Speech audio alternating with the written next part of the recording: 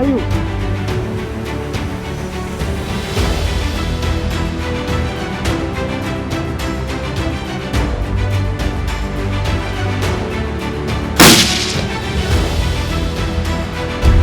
Javali S.A., uma sociedade anônima que apoia e divulga o manejo consciente, em prol da agricultura e do nosso meio ambiente. Bom, estamos aqui, né? Mais um programa muito especial. Larissa, diz para nós, você conhece lebre? Conheço, inclusive tem no Uruguai lá bastante. Tem as temporadas de caça de lebre lá. O pessoal corre todo atrás. E nós estamos muito longe, né? Lá do seu Alegrete e do Uruguai. Sim. Nós estamos aqui no estado de São Paulo hoje e acompanhando, né, uma ação de controle. O que vai ser hoje à noite, Matqueu?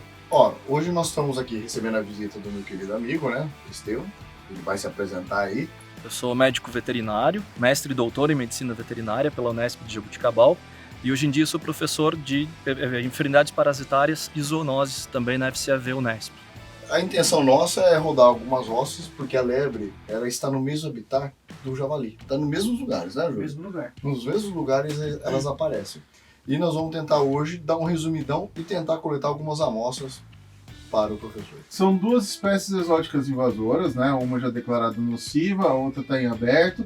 E está em aberto porque está faltando pesquisa. E para isso temos aqui o professor da Unesp de Jabuticabal, né, o Estevão. Conta mais para nós o que a gente vai fazer aqui em relação à lebre hoje à noite. A ideia vai ser a gente pegar a amostra de sangue de tecido desses animais, né? E por isso que eu trouxe esse monte de equipamento aqui. A maior parte, na verdade, vem no colete. A gente vai colher sangue de forma estéril de dentro do coração do animal após o abate. E depois vai colher alguns fragmentos de tecido para poder fazer estudo de algumas doenças nelas. A lebre é um animal interessante justamente pelo pouquíssimo conhecimento que a gente tem a respeito da sanidade e da ecologia dela aqui no Brasil. Ela é importantíssima principalmente para a olericultura, pelo estrago que ela pode fazer, né, em lavouras. E um dos problemas maiores se nós não conhecemos, fica difícil de argumentar alguma coisa a mais a respeito de controle e de manejo da espécie. Então é importante ficar claro que o javali hoje, se é permitido o abate, é porque houve muita pesquisa, né? Foram artigos científicos publicados e tudo mais. A lebre ainda não tem o seu abate permitido de forma ampla, porém nós temos licença nos órgãos ambientais para fazer essa coleta. Né? Tanto eu quanto o Júlio, nós temos o Estevão também, podemos coletar as amostras para o projeto, a pesquisa científica, né, Estevão? E assim, o bacana, que posso dizer que eu me sinto muito à vontade em dizer isso aí, é que na pesquisa do javali, tudo se iniciou, como você disse, com o abate do javali se iniciou com a pesquisa. Sim. Na lebre, eu fico muito feliz de dar uma pequena parcela para poder, então, liberar esse Brasil inteiro caçar. Não é só para nós, não, para todo mundo caçar e controlar esse animal exótico.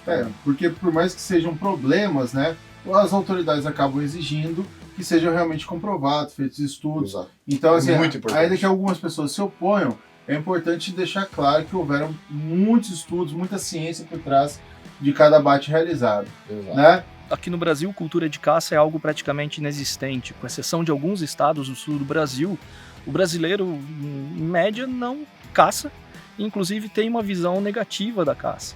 Só que em 2013 veio a proposta do Plano Javali, né, com a liberação da caça do javali, desde que todas as regulamentações fossem atendidas. E tinha um detalhe: as pessoas passariam então a consumir a carne desses animais. E a primeira pergunta que veio na nossa cabeça: será que isso oferece risco para a saúde das pessoas? Mas, professor, tá aqui kit completo para amostragem, né, das lebres, mas a gente falou que foram necessárias a pesquisa aqui do javali, mas a pesquisa do javali também não para, né? Não, ainda tem muita coisa para a gente descobrir, tem muita doença para ser melhor compreendida. A gente precisa estender a área de doença desse estudo. Tem algumas doenças que são muito tradicionais, já envolvidas a suínos, né? Um exemplo ótimo é o complexo teniose cisticercose. Todo mundo se lembra da tênia que a gente aprende lá no ensino fundamental, ensino médio, né?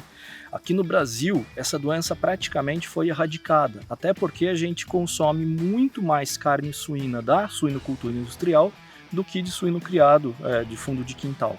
né? Mas se a gente levar em consideração, por exemplo, o continente africano, 30% dos casos de epilepsia naquele local são relacionadas à cisticercose cerebral. Então ainda é uma doença muito importante, né? A partir do momento que a gente traz o javali aqui para o Brasil e muda essa situação de mais pessoas consumindo um animal que não foi produzido de forma tecnificada por ser um animal selvagem, pode ser que a gente passe a ter um aumento do número de casos dessa doença. 2 doenças muito importantes têm o javali como chave na sua cadeia epidemiológica: tuberculose e brucelose. E o mais interessante é que os estudos que a gente tinha com o javali aqui em São Paulo eram todos feitos em cativeiro.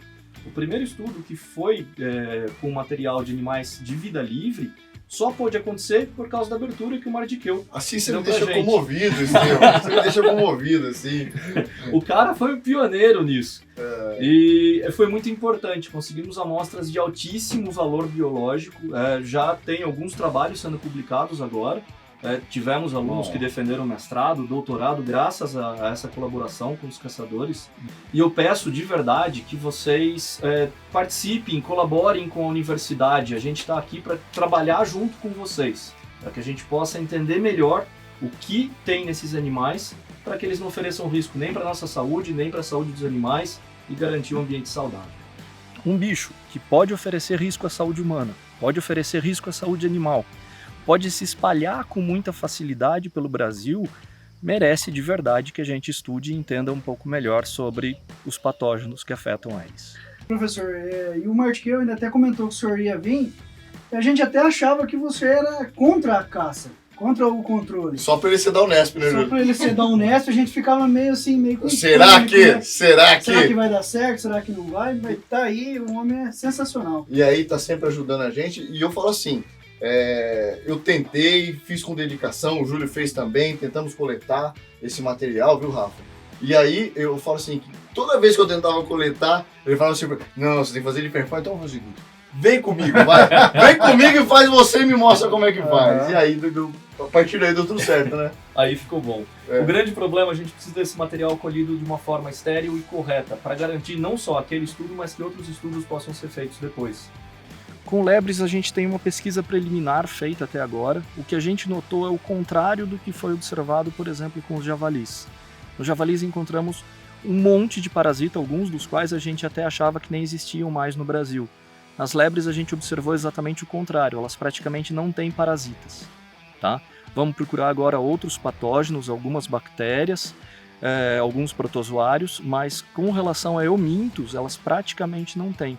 E talvez isso esteja relacionado a essa população tão grande, né? Se a gente levar em consideração que os parasitas ajudam a controlar a população dos seus hospedeiros, sem os parasitas a gente tem um elemento a menos para reduzir a população das lebres. Se der para alguém da universidade acompanhar, se vocês derem essa abertura, assim como eles dão essa abertura pra gente, fica perfeito. Vocês não são bicho-papão da Unesp. Muito pelo contrário, a gente não está aqui para causar problema para ninguém, a gente quer trabalhar junto. Tá? Em outros países, a universidade já trabalha em parceria com os caçadores. Estados Unidos e Europa, principalmente, são modelos nisso.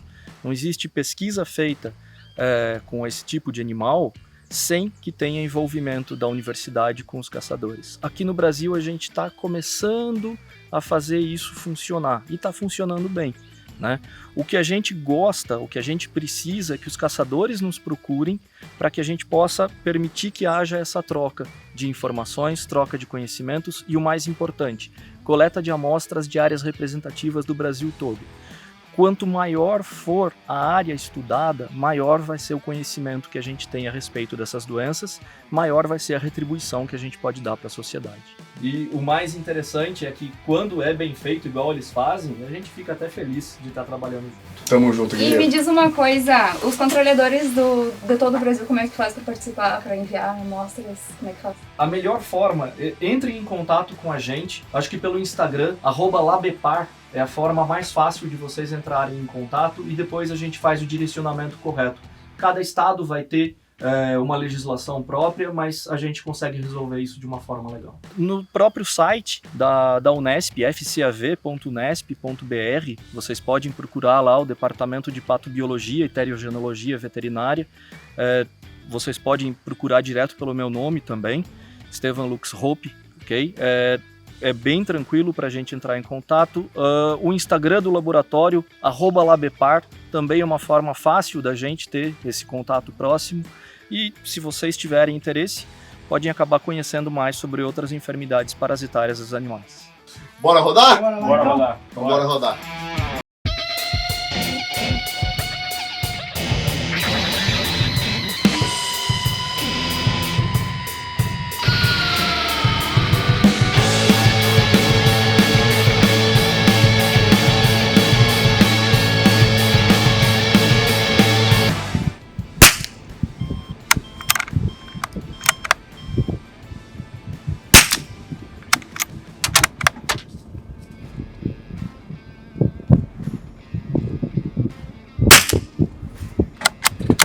Cadeira.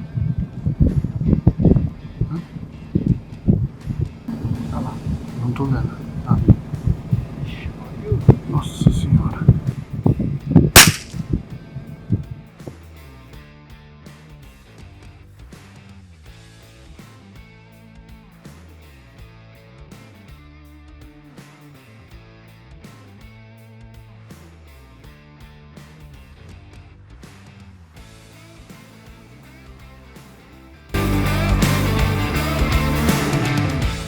Aí, Rafa.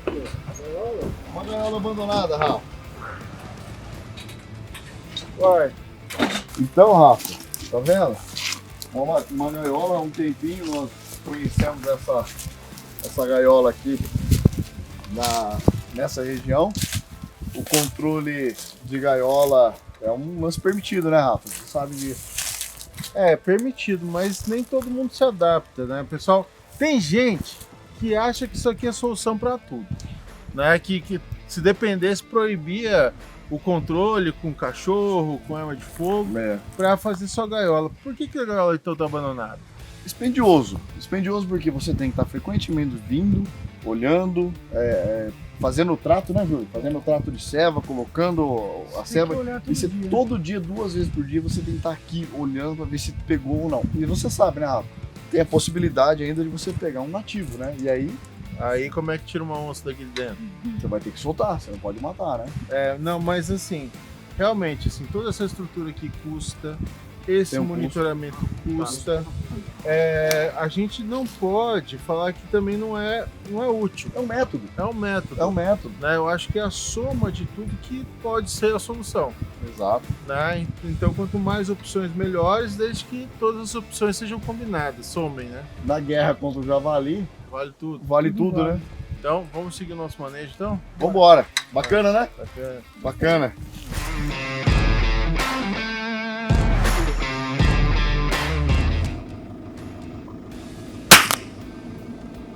Aí, caiu.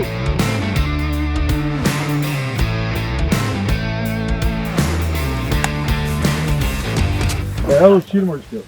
Obrigado. Essa foi Um tiro, Thalys. Oi. Por favor. Agora sim. Nós estamos aqui com mais uma espécie exótica, né? Agora, conta pra mim, Martins. Nós estávamos ali controlando o javali com fuzil. Agora você passou pro 22, né? Por que a gente tem que usar o 22? Então, para o aproveitamento da espécime para a pesquisa científica, é necessário você não estragar, né? Sim. Então eu poderia estar usando uma calibre 12 que teria um chumbo Com certeza seria efetivo. muito pra mais bater. fácil de atirar, né? Você vê a dificuldade que ela não para na luz, ela fica pulando, ela Sim. não para, né? E a gente tem então que ser um pouco preciso para conseguir pegar. E a questão é tentar pegar a cabeça, né? E qual a possibilidade de encontrar que tipo de doença que pode considerá-los nocivos? A gente imagina que elas tenham toxoplasmose também, assim Aham. como os javalis. A leptospirose é uma outra doença que pode afetá-las, que a gente sabe que afeta esse tipo de animal em outros lugares. E a gente vai procurar alguns hemoparasitas que são muito pouco conhecidos, né?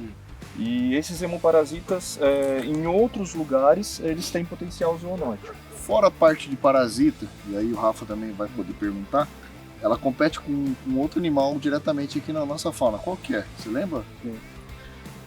Seria com o nosso coelhinho nativo, né? O Ah. tapiti. Esse nós temos que proteger, né? O coelhinho. tapiti tem que proteger. E tá em extinção. Uma Por espécie quê? ameaçada, né? Porque acaba tendo mais gente competindo com ele. E ele não é tão bom competidor quanto ela. Professor, e a carne desse lebrão pode ser consumida? A gente quer saber o que tem nela, mas mantendo aquele esquema de congelar antes de consumir e cozinhar bem, não tem problema nenhum. Inclusive, é uma delícia. Vocês já tiveram a oportunidade de provar, né? Mas o brasileiro em geral ainda vai levar um tempo até que a gente tenha pesquisa para os órgãos aí poderem liberar o controle de fato. Sim, sim. E o importante é não só liberar, mas a gente ter certeza de que não tem risco para a saúde humana. Né? Aham. Fazer uma coisa sem risco para a gente. Como agrônomo, a gente precisa falar, né? Que isso aqui parece um animalzinho tão inocente, tão bonitinho, porém pode causar o prejuízo equivalente às vezes a um carro popular para um agricultor, Sim. né? Um produtor de hortaliça aí, às vezes uma noite com animais desse aqui numa plantação, por exemplo, de repolho, né? Pode dar um prejuízo equivalente ao carro popular. Para quem espera tanto, planta, espera e acabar tudo do seu sonho, né, de um bom resultado numa noite, é muito triste. É um prejuízo grande. Não é porque ela é fofinha que ela não deve ser controlada. Ela tem que ser controlada também. Que é exótica, né? É exótica, não é nativa. Então, vamos concluir aqui as análises, né? E coletar mais animais para pesquisa, né? Vamos que ainda tem noite pela frente. Tá cheio. Chega.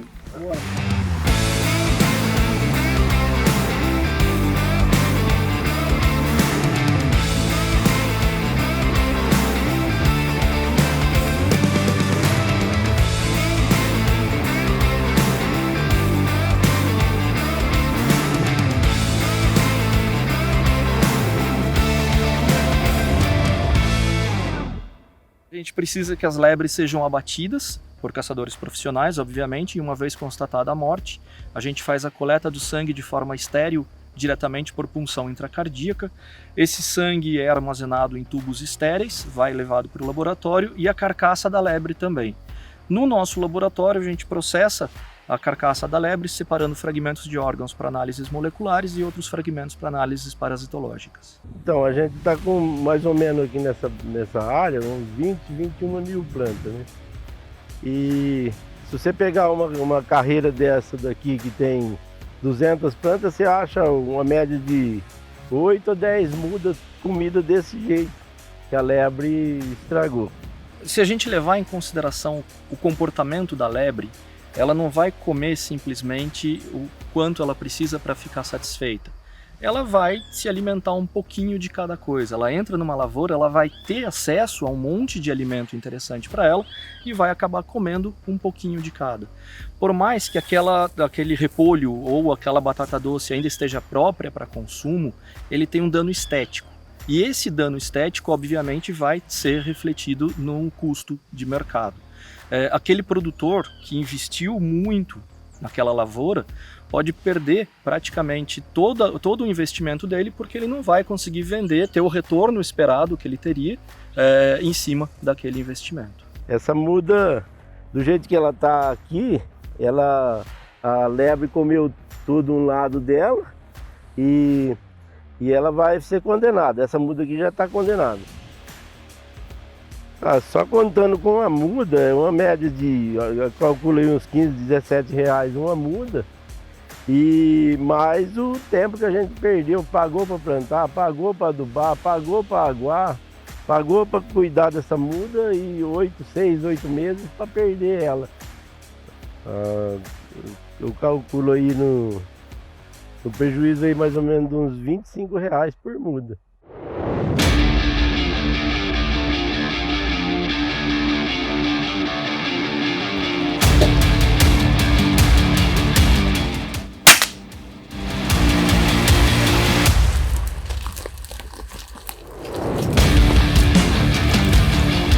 É grande, hein? Tiro de cabeça. Aproveitamento do 22, tiro de cabeça. Da onde que vem as lebres, professor? A lebre europeia é uma espécie nativa da Europa. Uhum. E ela foi trazida aqui para o Brasil, principalmente com o intuito de produção, pensando no pelo, né? Na pele dela. Mas acabou que esse tipo de produção não deu muito certo e hoje em dia ela só causa problema pra gente. Mas ela foi introduzida aqui no Brasil mesmo? Ela foi introduzida em toda a América do Sul, principalmente na Argentina, que foi o lugar onde mais investiu em produção desse tipo de espécie, né? Mas aqui no Brasil a gente teve a introdução também. De qualquer forma, ela acabou chegando até aqui.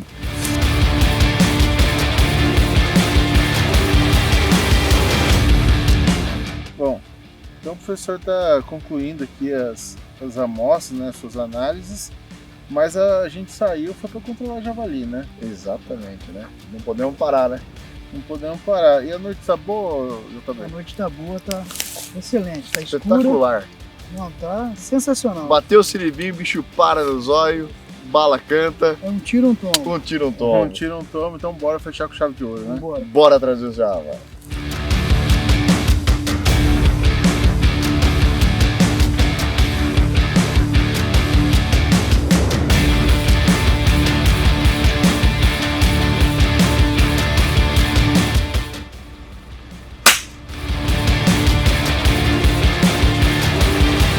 Aí, galera. Mais uma.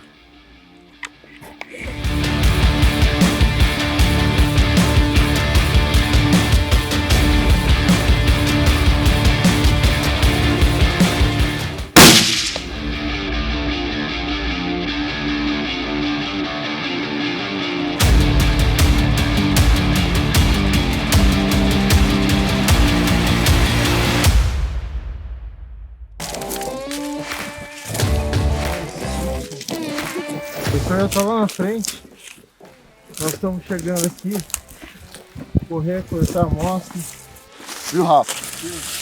Aqui, ó. Uma roça de amendoim. Então, o que aconteceu? Isso aqui era uma roça. Era uma roça. Você pode ver que ainda tem muito amendoim, né? Ó, Oh, tá vendo? Mesmo já plantada a cana, o amendoim tá no chão, sim, sim. entendeu? Ele tá no chão e a cana já tá plantada. Isso aqui, vamos ver se é macho, se é fêmea lá. Aham. Mas isso aqui costuma dar muito filhote, né? Porque essas áreas que são rebrota de amendoim, É. ou plantio em cima de amendoim, são verdadeiros berçários aqui na região. Ah, isso né? aqui é alimento puro, né? Beleza, vamos chegar lá, vamos ver. Meu Deus, eu furo duro. Nossa. Entortou a mão. Caraca, mostra isso aí. Que isso? Mostra na câmera. Olha isso aqui.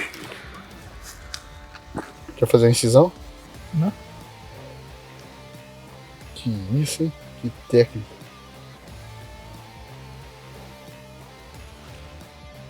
É só puxar, é tipo uma rolha. Ah, tá vendo. Estevão, que Já podemos sangue escuro? Tá mesmo. Não é normal. Eu acho que do lado do coração que pegou. Abre um do vermelho. Aí.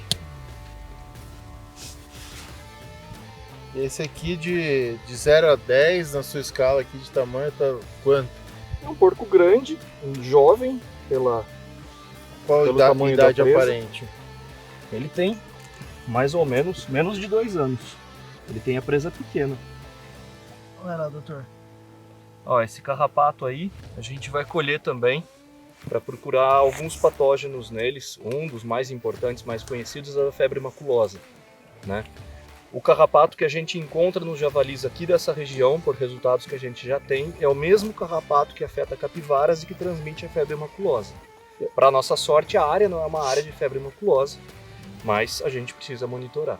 Então, o risco potencial, afinal de contas, febre maculosa é uma doença mortal no ser humano. Febre maculosa é uma doença que, se não for tratada adequadamente no período correto, ela pode matar.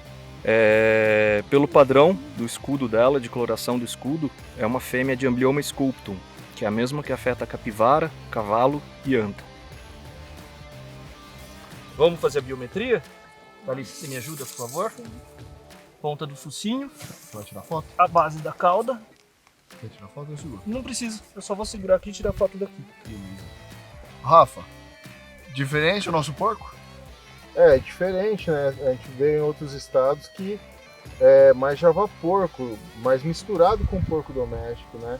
E aqui eles são muito típicos, tipo do javali europeu mesmo.